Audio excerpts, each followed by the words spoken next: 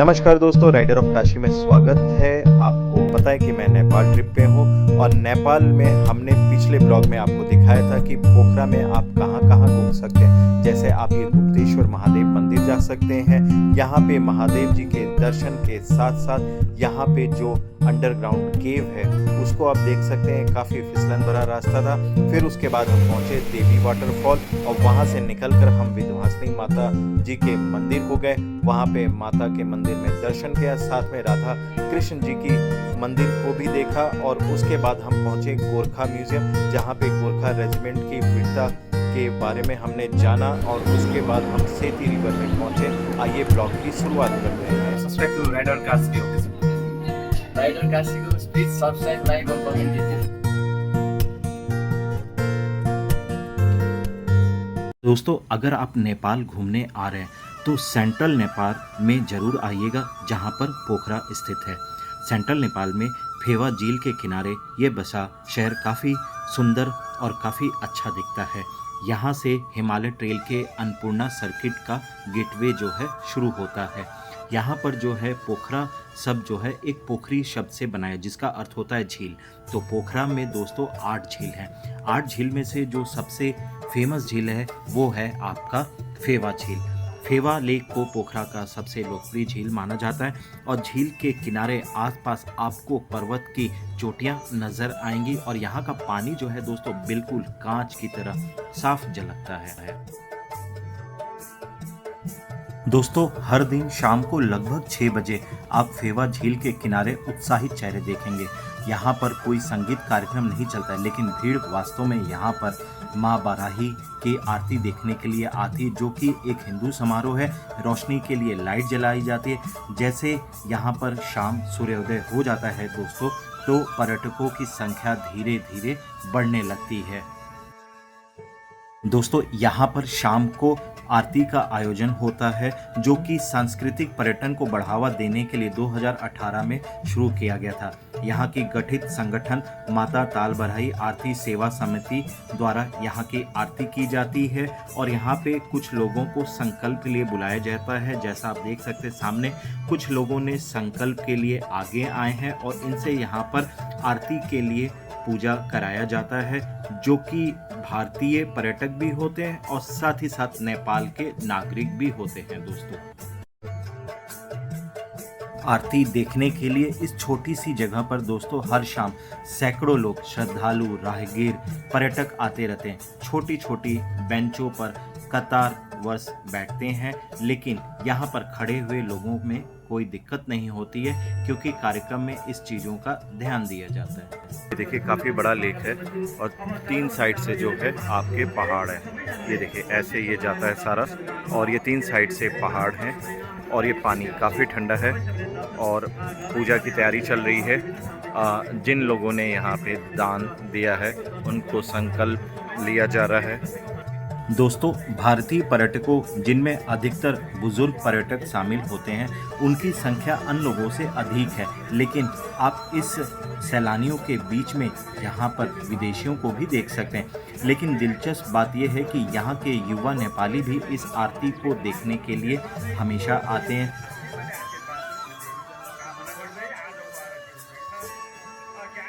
दोस्तों, जब तीनों पुजारी ये अनुष्ठान करना शुरू कर देते हैं तो हलचल भरी भीड़ जो है वो रुक जाती है और उत्सुकता से देखने लगती है।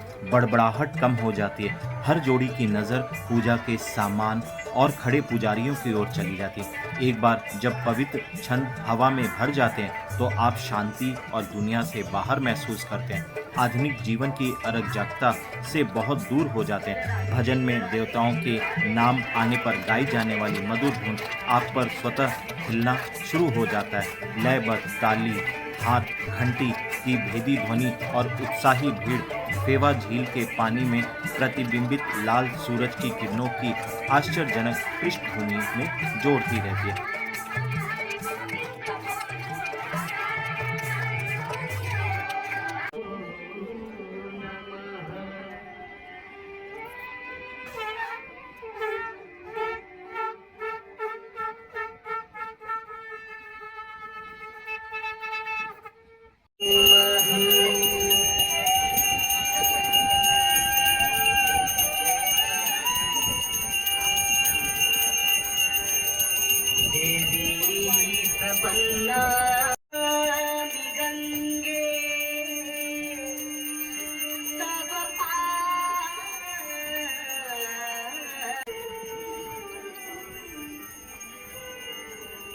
दोस्तों, हिंदू रीति रिवाज के अनुसार देवताओं की याद में और उनकी महानता का एहसास कराने के लिए यह आरती की जाती है। पुजारी जिस लौ को गोलाकार तरीके से घुमाते हैं उसका एक पवित्र निहित होता है। आरती की थाली में जलती हुई बत्तियां होती हैं जिन्हें भक्त आगे बढ़ाते हैं और धीरे से अपने माथे पर दबाते हैं। चमकती रोशनी अंधेरे को दूर भगाने और सुख समृद्धि का स्वागत करने के लिए होती है। अनुष्ठान करते समय किसी को अपने मन को भटकने नहीं देना चाहिए। भगवान के दर्शन पर ध्यान केंद्रित करते रहना चाहिए।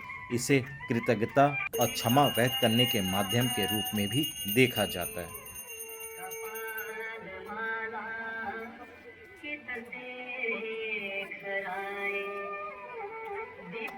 दोस्तों, जब मैंने पुजारियों को अनुष्ठान करते हुए देखा तो मुझे यह एहसास हो रहा था कि धार्मिक प्रथाओं को नज़रअंदाज नहीं करना चाहिए। प्रत्येक धर्म की अपनी परंपराएं, मान्यता और अपने देवताओं को श्रद्धांजलि देने का तरीका अलग होता है। इससे मुझे यह एहसास हो रहा था कि धार्मिक प्रथाओं को संरक्षित रखने के लिए उनको आगे वाली पीढ़ी तक पहुंचाना चाहिए। दोस्तों, इस आरती में शामिल होकर मुझे काफ़ी अच्छा लगा, मन को शांति मिला, क्योंकि माता तालबराही आरती सेवा समिति के पुजारी कहते भी हैं कि अगर आप किसी चीज़ पर ध्यान लगाकर अगर कार्य करें तो वो हमेशा पूरा होता है। तो इसलिए दोस्तों, मैं आप सभी से कहना चाहूँगा कि इन सांस्कृतिक प्रथाओं को आप आने वाली पीढ़ियों को सौंपें, चाहे वो आपके परिवार के सदस्य हो या आसपास के लोग हों, उनसे ज़रूर बताएं कि इसकी धार्मिक महत्व क्या होती है। तो दोस्तों, अब आरती समाप्त होने जा रही है और ये आरती जो है यहाँ पे तालबराही मंदिर के पास, ये फेवा लेक के पास हो रही है। और ये फेवा लेक जो है पोखरा में आता है और पोखरा आपके नेपाल में। और ये आरती बिल्कुल जैसे बनारस में गंगा आरती होती है उसी प्रकार से ये आरती को यहाँ पे संपूर्ण कराया गया। चाहे वो मंत्रोच्चारण था, चाहे यहाँ पे आपका भक्ति गीत था, जो भी यहाँ पे तरीका था, सब कुछ बिल्कुल बनारस जैसे आपका वहाँ पे गंगा घाट पे किया जाता है दशाश्वमेध घाट पर, वैसे ही यहाँ पे आरती को पूरी तरह से निभाया गया। तो काफ़ी अच्छा लगा। यहाँ की संस्कृति और वहाँ की संस्कृति बिल्कुल एक समान थी। तो आप जब भी इधर आएँ तो ये आरती ज़रूर देखें। तो मैं यही वीडियो समाप्त करना चाहूँगा। जो है घट घट का वासी उसे कहते हैं rider of Kashi. Share, like, subscribe और कमेंट करना ना भूलें।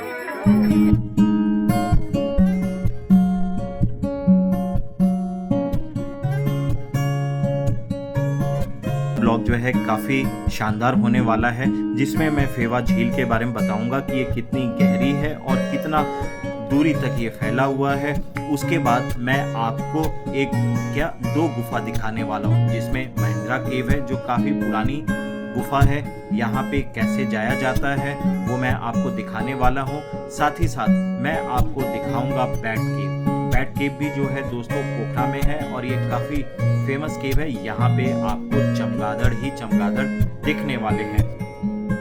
उसके बाद दोस्तों हम लोग पुंडीकोट और सहारनकोट जाने वाले हैं। पुंडीकोट में जाकर हम शिव प्रतिमा जो कि 51 फीट ऊंची है वो देखने वाले हैं और साथ ही साथ जो है यहाँ के आसपास से पोखरा को देखेंगे, क्योंकि ये पोखरा यहाँ से बहुत ही सुंदर दिखता है, आप ये देख सकते हैं। उसके अलावा यहाँ से हम जाएंगे सारनकोट। सारनकोट में दोस्तों वहाँ जाकर बहुत बच्चों के लिए शांति के प्रतीक में रूप में पीस ऑफ पगोडा वो बनाया गया है, तो वो हम वहाँ पे देखेंगे।